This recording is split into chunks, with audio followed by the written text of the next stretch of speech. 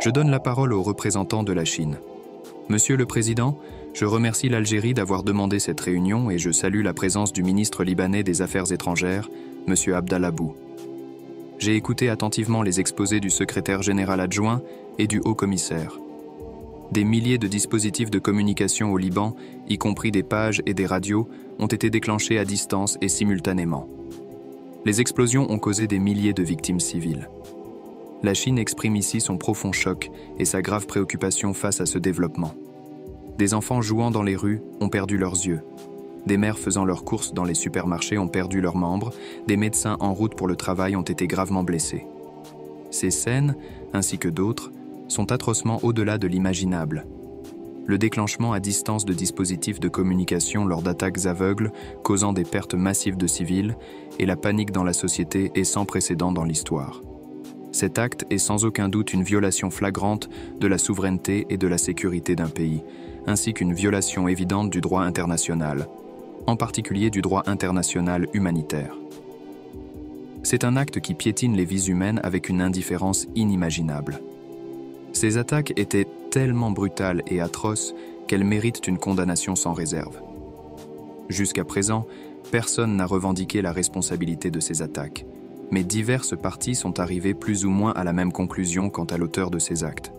Nous appelons à une enquête complète et rapide pour tenir les instigateurs et les responsables de ces attaques responsables. Actuellement, la situation au Moyen-Orient est suspendue à un fil. Les opérations militaires israéliennes à Gaza se poursuivent, ayant déjà fait plus de 40 000 victimes palestiniennes. Pendant ce temps, Israël intensifie également les tensions à sa frontière avec le Liban. Certains analystes nous ont informé que les récentes attaques exécutées à distance sont un précurseur d'opérations militaires majeures. Nous avons également pris note de la dernière déclaration de la direction du Hezbollah. Nous sommes profondément préoccupés par la possibilité d'une nouvelle escalade des tensions entre le Liban et Israël. Nous appelons les parties à faire preuve de la plus grande retenue et demandons en particulier à Israël de renoncer à son obsession avec l'usage de la force et d'arrêter sans délai ses opérations militaires à Gaza, ses violations de la souveraineté et de la sécurité du Liban, ainsi que ses aventures risquant d'entraîner la région dans une autre catastrophe dévastatrice.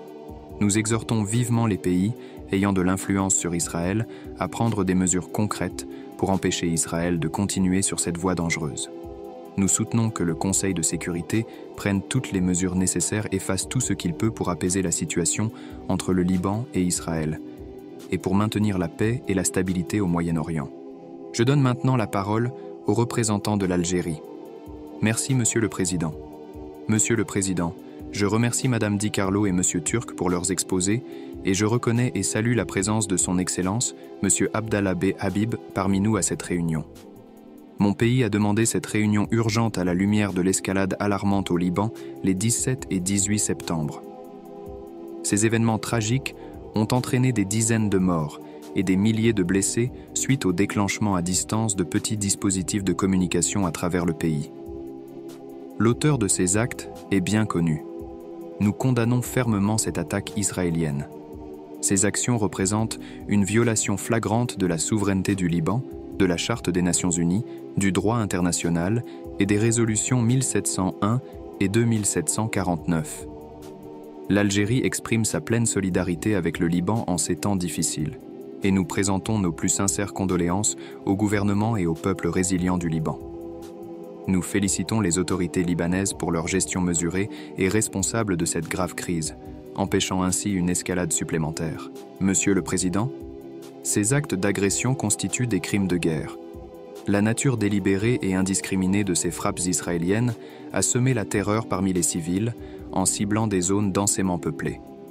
Ce dangereux précédent transforme des dispositifs civils en bombes, menaçant la sécurité de tous et posant un danger significatif. Ce précédent ouvre une boîte de Pandore dangereuse. Que se passera-t-il si ces tactiques sont reproduites par des groupes terroristes ? Tandis que la communauté internationale appelle à la désescalade, Israël entraîne la région vers la guerre, étendant les hostilités de la ligne bleue à l'ensemble du territoire libanais. Les responsables israéliens ont ouvertement menacé de lancer une guerre à grande échelle au Liban. Ces attaques ont été suivies de déclarations officielles louant les soi-disant résultats positifs des frappes aériennes contre Beyrouth ce matin, ce qui prouve que les autorités israéliennes d'occupation ne sont absolument pas intéressées par la paix. Alors, les autorités israéliennes cherchent-elles véritablement la paix avec leurs voisins? Sont-elles réellement engagées à mettre en œuvre la résolution 2735? Sont-elles sincèrement prêtes à un cessez-le-feu à Gaza? Monsieur le Président, le Conseil de sécurité porte la responsabilité solennelle de faire respecter les principes énoncés dans la Charte des Nations Unies. Le Conseil de sécurité doit faire appliquer ces résolutions. La résolution 1701 doit être pleinement mise en œuvre sans partialité, et les agressions de l'occupant israélien doivent cesser. Israël doit se retirer de tous les territoires libanais occupés. Ce n'est qu'en mettant fin à l'occupation que nous pourrons ouvrir la voie à une paix durable et à la stabilité dans la région. Je vous remercie. Je remercie le représentant de l'Algérie pour sa déclaration. Je donne la parole au représentant de la Fédération de Russie. Monsieur le Président, nous soutenons l'initiative de l'Algérie de convoquer cette réunion d'urgence en raison de la dernière vague dangereuse d'escalade dans la région du Moyen-Orient. Nous avons étudié attentivement les préoccupations du Liban et de l'Iran, exprimées dans des correspondances qui ont été diffusées hier. Nous avons écouté les rapports et les exposés du secrétaire général adjoint et de M. Turk sur la situation au Liban avec inquiétude. Nous saluons la participation du ministre des Affaires étrangères du Liban à cette réunion. Monsieur le Président, malheureusement, les bombardements dévastateurs, les frappes aériennes et les nettoyages au sol brutaux sont devenus, depuis près d'un an, une triste réalité quotidienne au Moyen-Orient, malgré les protestations de la communauté internationale. La pratique abominable des liquidations ciblées s'étend. Il semblerait que dans ce chaudron de violence, il n'y ait plus aucun acte que nous ne condamnions pas encore et encore, dans cette salle. Cependant, ce qui s'est passé au Liban et en Syrie au cours de la dernière semaine porte l'escalade à un nouveau niveau technologique, et c'est un tournant très dangereux. À la suite des provocations épouvantables, avec la série de détonations de dispositifs de communication portatifs à 2 voies ces derniers jours, 37 personnes ont été tuées, dont 2 enfants, et plus de 4000 ont été blessés. Ceux qui ont commis ce crime barbare n'ont épargné personne. Les détonations ont eu lieu dans des hôpitaux, des marchés, des rues et des magasins. Il est évident qu'il s'agit d'une opération coordonnée et guidée à distance pour laquelle personne n'a encore assumé la responsabilité. Cependant, dans la région, les faits ont été analysés, les liens ont été faits et les conclusions pertinentes ont été tirées. Nous considérons ce qui s'est passé comme un acte terroriste qui menace la paix et la sécurité internationale, avec des conséquences imprévisibles pour l'ensemble du Moyen-Orient. Nous condamnons avec force cette attaque sans précédent contre le Liban ami et ses citoyens, qui constitue une violation flagrante de sa souveraineté et un défi majeur au droit international. Nous adressons nos sincères condoléances aux familles des victimes et souhaitons un prompt rétablissement aux blessés. Ceux qui sont derrière ce crime savent certainement que ces tentatives de plonger le Liban dans une confrontation régionale alimentent une situation déjà volatile dans la région. Il est clair que les organisateurs de cette attaque inédite, en termes d'utilisation malveillante de dispositifs de communication domestique, ont délibérément cherché à provoquer une confrontation militaire de grande envergure. Ce n'est pas la première tentative de ce genre. Cela s'inscrit dans une série d'attaques politiques, de meurtres et d'assassinats au Liban et en Syrie, dont une partie a été revendiquée par les autorités de Jérusalem-Ouest. Cela inclut les bombardements les plus importants de la dernière année par Israël du sud du Liban, qui ont duré 2 heures consécutives, suivies d'une autre frappe sur la ville de Bout, au sud, à la suite desquelles, selon le ministère libanais de la Santé, 8 personnes ont été tuées et 59 autres blessées. Le monde entier a été inondé d'images montrant l'ampleur horrifiante des destructions causées par ces frappes aériennes israéliennes. Nous condamnons fermement ces actions des autorités de Jérusalem-Ouest. Nous appelons toutes les parties à faire preuve de la plus grande retenue, à cesser immédiatement les hostilités et à respecter les dispositions de la résolution 1701.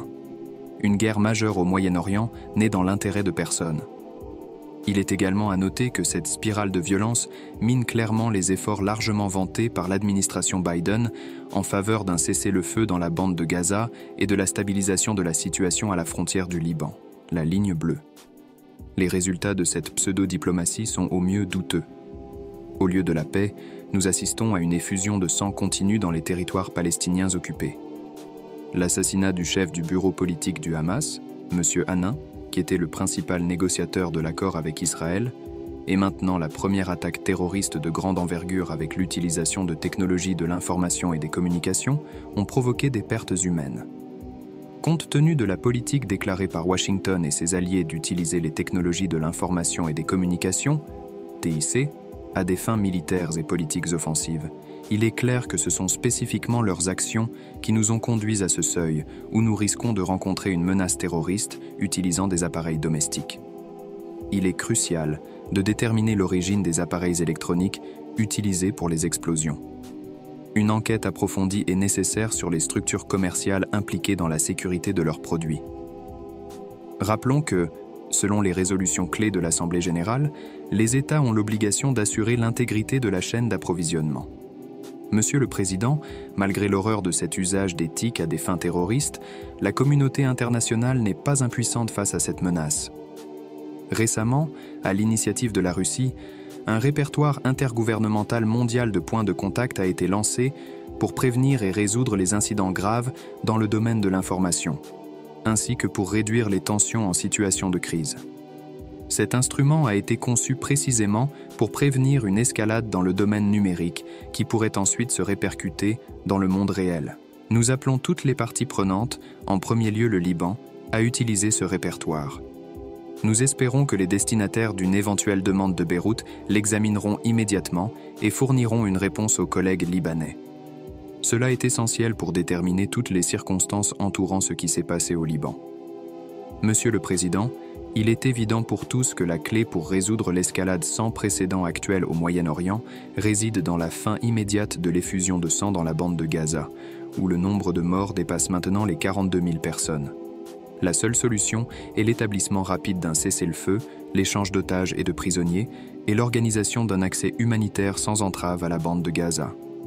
C'est la seule façon de relancer le processus de résolution pacifique de la question palestinienne sur la base du droit international, avec pour principe fondamental 2 États pour 2 peuples, que nous soutenons fermement. Nous sommes prêts à coopérer avec tous ceux qui partagent ces objectifs.